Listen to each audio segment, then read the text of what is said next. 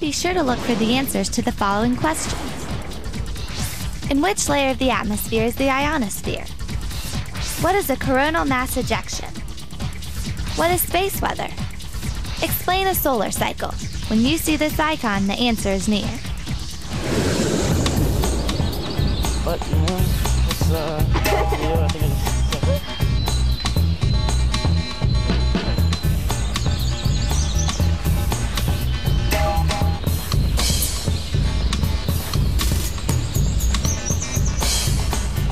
I'm still not sure about this. Come on, it's easy.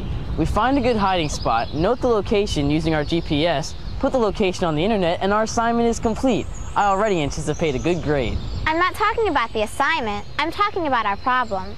I've got a new hypothesis. A solar flare occurred during our first attempt at geocaching. Now there is no solar flare, so we aren't getting any technical interference. Well, I agree we aren't receiving any interference, but we still need to confirm our hypothesis. No problem. What do you mean, no problem? Geo Eagle 1 to home base, come in please. Hi, Jacob. We're all set. We should have the results in a few minutes. Jacob, what's going on? I knew you wouldn't just accept my hypothesis, so I did some more research. I set up an interview between RJ, Kaylee, and Dr. Sten Odenwald, a NASA researcher who's also over in Norway. Jacob, you're making real progress. You recognize the problem, conducted solid research, and you're working to verify your hypothesis. I'm impressed. If you think that's impressive, wait till you hear from Dr. Odenwald.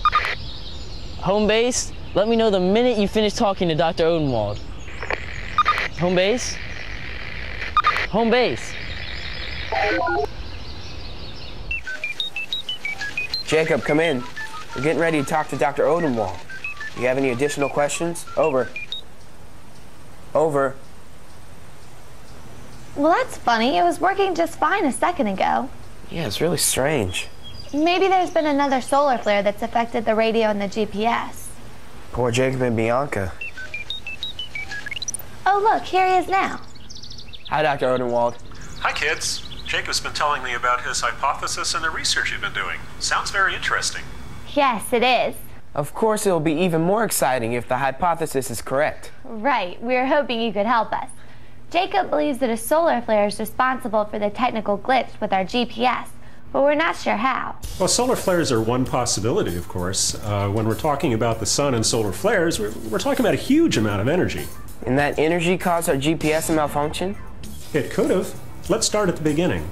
Solar flares happen near the surface of the sun because the magnetic fields there that are all tangled up try to get untangled into simpler shapes, and that releases a huge amount of energy. Sometimes it can heat the surface all the way up to 100 million degrees. That's incredibly hot. It really is. The gases near the flare are so hot that they produce X-ray light, and this light travels to the Earth in about 8.5 minutes and impacts the Earth's atmosphere. Wow, that's quick. And when the X-rays arrive, they disrupt the ionosphere on the daytime side of the Earth. We learned that the ionosphere is part of the thermosphere, where there are a lot of charged particles and free electrons. That's right, and these disruptions can cause shortwave radio blackouts that last for hours. We also learned that GPS communicates using radio waves. And because solar flares affect radio waves, Jacob's hypothesis is right. Well, again, solar flares are only one possibility. You could also have coronal mass ejections and superflares. What are coronal mass ejections? Well, during some of the largest solar flares, the same magnetic changes that produce the flare can actually launch a billion-ton cloud of charged particles into space. These are called coronal mass ejections, or CMEs. Do these clouds affect radio waves? Oh, yes, they can. They also produce some of the most intense and widespread aurora. The thing is that they travel to the Earth much slower than the X-rays do from typical solar flares. It usually takes about 1 to 4 days for a CME to arrive at the Earth. What is a superflare? Well, fortunately for us, superflares are not very common. When they happen, though, they produce an amazing amount of energy. How would a superflare affect the Earth? Well, if you're an astronaut in space, a superflare could produce a life-threatening dose of radiation.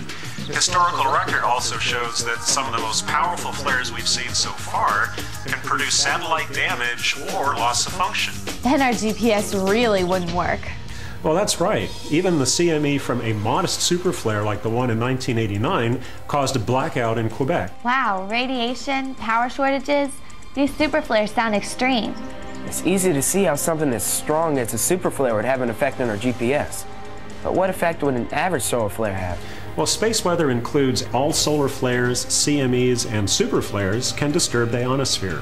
These disturbances slow down the speed of the radio signals sent to the Earth from the GPS satellite, and the speed can vary from minute to minute. And if the signal takes longer to get to Earth, then our GPS receiver will think that the satellite is further away and give the wrong position. Because the speed changes from minute to minute, the GPS location varies as well. That's exactly what happened to us. What we need is some way to predict space weather. And then we would know the best time to geocache. And we'd be able to better protect and prepare our astronauts in space. Well, that's right. NASA's been working for years to understand the complex relationship between the Earth and the Sun using sophisticated satellite systems such as ACE and SOHO. We also work with the image and timed satellite systems and sounding rockets launched here in Norway to study auroras and how electrons and auroral particles flow. So NASA is at work all around the world. That's right, and we work with communities of scientists and researchers all around the world to try to understand how space weather affects the Earth. Thanks, Dr. Odenwald. You may have actually helped support Jacob's hypothesis. And solve our problem with our walkie-talkies. Did you say walkie-talkies? Yes. We lost our radio signal with Jacob just before we called you.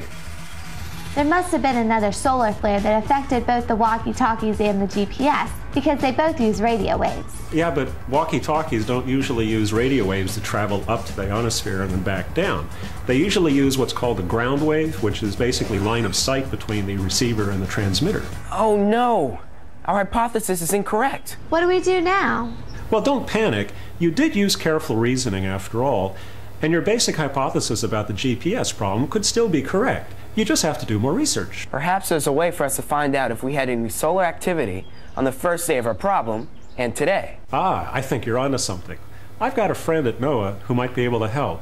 I'll give you his email address. But what about our walkie-talkie problem? Well, walkie-talkies might require a completely separate hypothesis. Think about a common problem that affects small electronic devices when they're in the field. What would that be? How about bad batteries? Take care, kids. Good luck.